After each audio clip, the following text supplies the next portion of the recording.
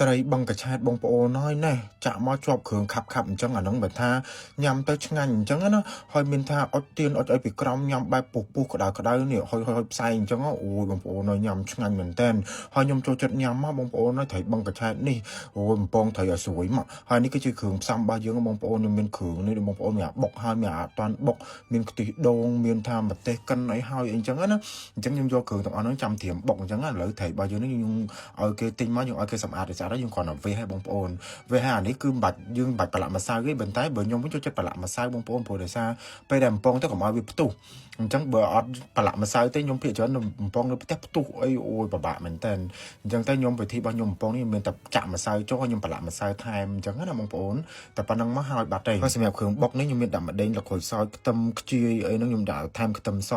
បុកឲ្យថាម៉ត់បែបនេះមកចាំបាទខ្ញុំដាក់ជាមួយនឹងគ្រឿងដែលគេបុកហើយបាទដែរតន្តិចទេបងប្អូនបុកលាយជាមួយនឹងសណ្តែកដីហើយជាមួយនឹងសាច់ត្រីដែរបងប្អូនអាសាច់ត្រីនេះយើងស្ងោរវាយកមកបុកអញ្ចឹងហើយដល់ពេលឥឡូវនេះគឺយើងយកវាទៅឆាបានទេបងប្អូនឆាឲ្យឈ្ងុយទៅចាំយើងដាក់ជាមួយនឹងគ្រឿងម្ទេសផ្លោកកិនចូលមកហើយប៊ីចេងស្ករអំបិលអីតាមចូលចិត្តប្រៃផ្អែមតាមហ្នឹងទៅខ្ញុំដាក់ស្ករត្នោតទឹកត្រីចូលដែរបងប្អូនលាយមកសំល្មមទៅចាំយើងដាក់ជាមួយនឹងទឹកអំពិលទុំហើយខ្ញុំដាក់ខ្ទិះដូងចូលមកកូនខៀវយើងមានខ្ទិះដូងដើមខ្ទិះដូងចុង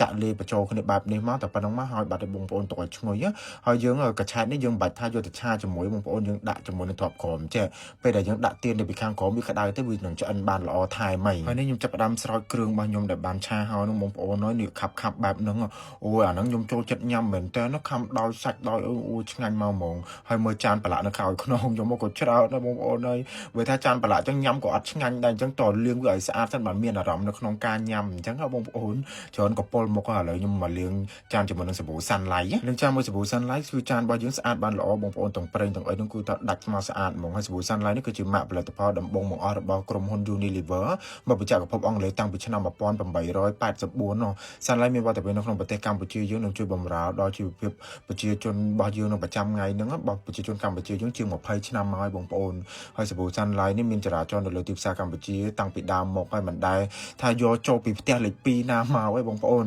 សាប៊ូសាន់ឡៃបដិញ្ញាផ្ដល់នៅថាផលិតផលប្រកបដោយគុណភាពខ្ពស់ស្តង់ដារអន្តរជាតិនិងសុវត្ថិភាពជូនដល់ប្រជាជនកម្ពុជាយើងហើយខ្ញុំស្រឡាញ់តែថាយើងដាក់សាប៊ូចំនួនតិចតែលាងចម្រះបានស្អាតល្អណាសូម្បីតែចានយើងប្រឡាក់គ្រឿងដែលបុកអាគ្រឿងបុកនោះមិនងាយលាងចម្រះបងប្អូនប៉ុន្តែចានរបស់យើងដាក់ជាមួយនឹងសាប៊ូសាន់ឡៃលាងថាជ្រលក់លើក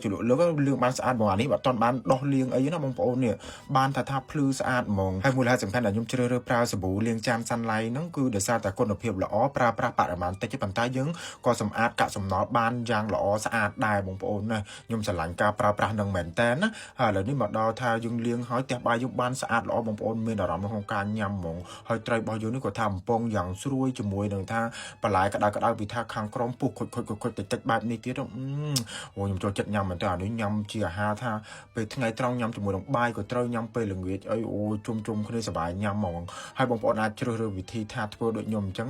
បើថាបែបងាយលឿនហើយថែមទាំងឆ្ងាញ់ទៀតទៅវីដេអូមានតែប៉ុណ្្នឹងទេបាយ